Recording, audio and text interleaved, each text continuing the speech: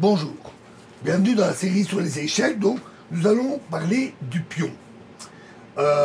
Alors, déjà, dans la série précédente sur la stratégie, on avait vu pourquoi la position des pièces les plus faibles, les pions, est tellement important, tant pour le caractère de la position que pour la conception du plan stratégique. Malgré ses possibilités limitées, le pion fait très souvent l'objet de considérations stratégiques. Le cas échéant, c'est lui qui protège le plus avantageusement des cases et des pièces importantes. La protection par une figure coûte toujours plus cher que la protection par un pion de moindre valeur. Le pion est aussi le plus apte à bloquer un autre pion adverse. L'avance d'un pion peut ouvrir une colonne ou une diagonale importante, créer des faiblesses dans la position adverse ou enlever des points d'appui aux pièces ennemies. Par conséquent, il n'est pas étonnant qu'on va parler plus du pion dans cette série que des autres pièces. C'est surtout à lui qu'on va se consacrer. Il s'agira cette fois-ci de leur collaboration mutuelle des différentes espèces de formations et de chaînes de pions.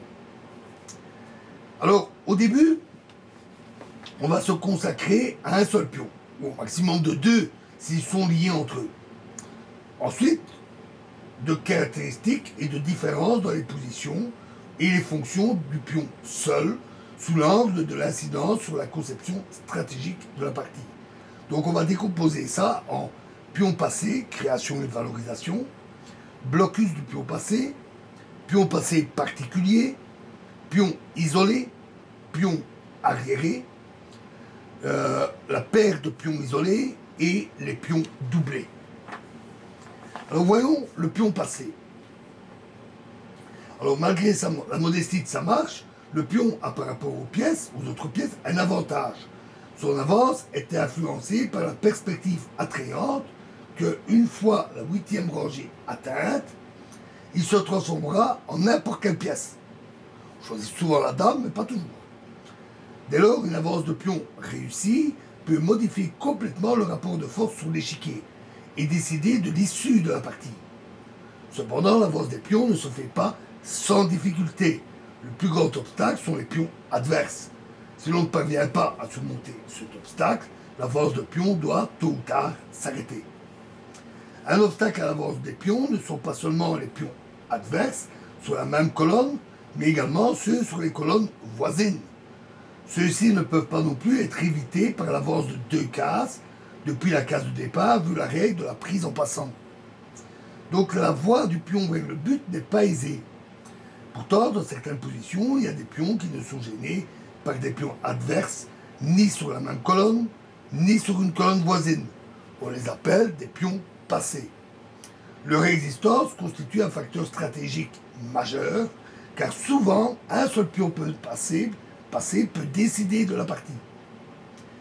Il y a plusieurs façons de créer un pion passé. Alors on va d'abord voir l'exploitation d'une majorité de pions sur une partie de l'échiquier. Par exemple, dans cette position, les blancs ont la majorité des pions à l'aile dame. Les noirs ont la majorité de pions à l'aile roi. Par l'avance des pions, peut se créer de chaque côté un pion passé. Chaque majorité de pions ne donne pas aussi facilement un pion passé. Ainsi, dans cette position, rajoutons des pions.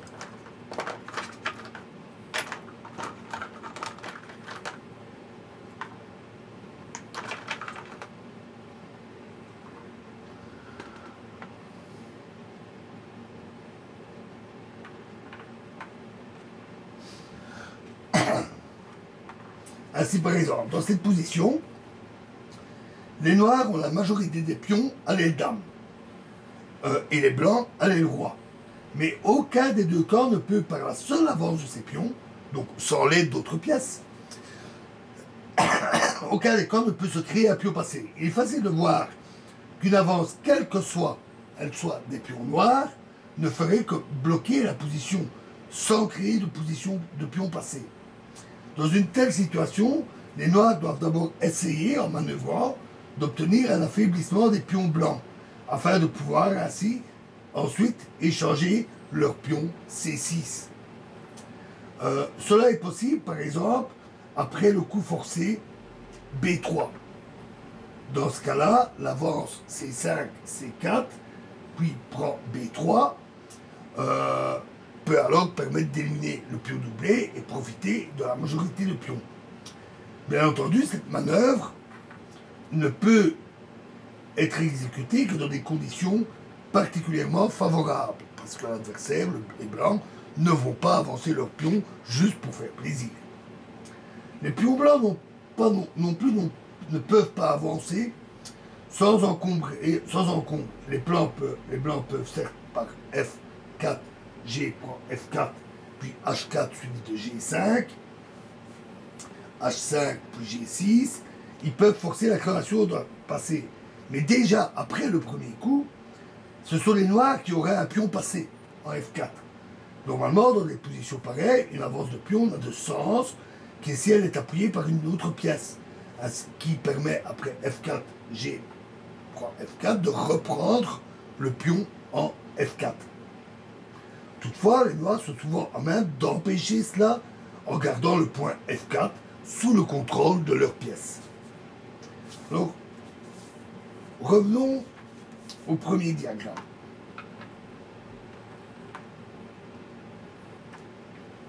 Donc, ici. Considérons comment les deux camps doivent-ils procéder. Il est évident que ce serait une grave erreur positionnelle de jouer B4. Car après B5, l'avance serait bloquée. Il en va de même si les noirs jouaient H5 à cause de H4, tout simplement. Mais l'avance A4 est également inopportune. Elle n'apporte rien à la libération des blancs, car déjà après A5, les blancs ont des difficultés pour progresser. Ils doivent d'abord jouer C3, puis seulement B4.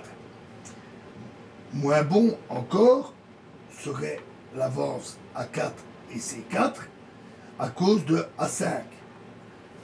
Alors, malgré leur supériorité de pions, les blancs sont tout à coup bloqués. L'avance la plus logique est souvent la seule bonne, bien que ça puisse dépendre des pièces autres qui seraient sur l'échiquier.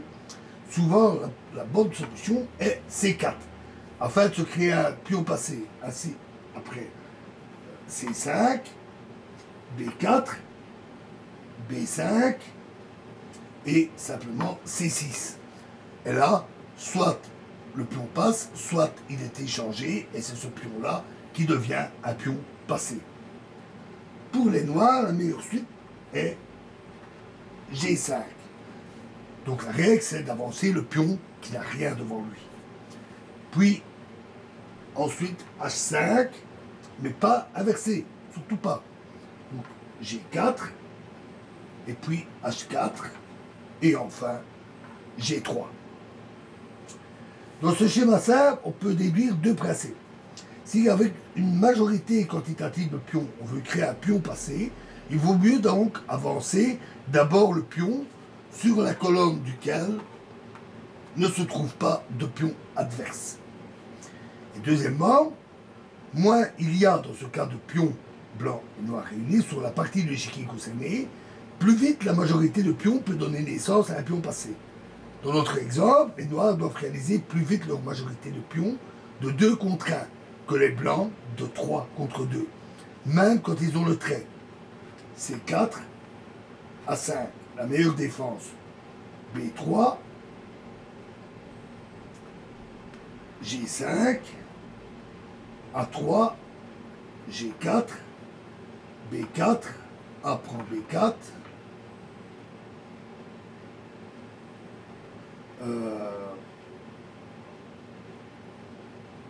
A prend B4, H5, C5, H4, B5 et G3. Et les noirs y arrivent donc premier.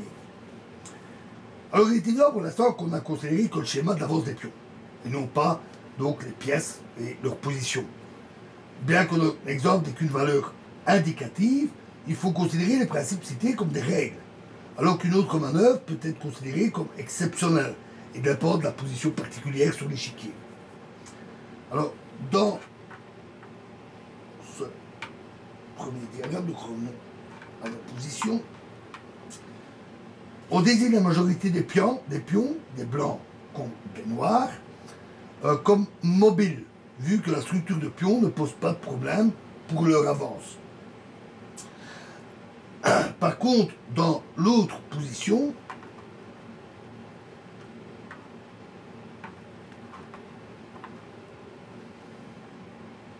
la majorité des pions des deux camps est compromise. Ce pion-là est bloqué et ce pion-là est bloqué. Et les autres pions ne savent pas avancer sans se faire prendre. La valorisation d'une majorité quantitative de pions sera vue également plus en détail plus tard. Ici, on va simplement voir un exemple dans la prochaine vidéo, comment la majorité quantitative de pions conduit à un pion passé en pratique. Je vous remercie.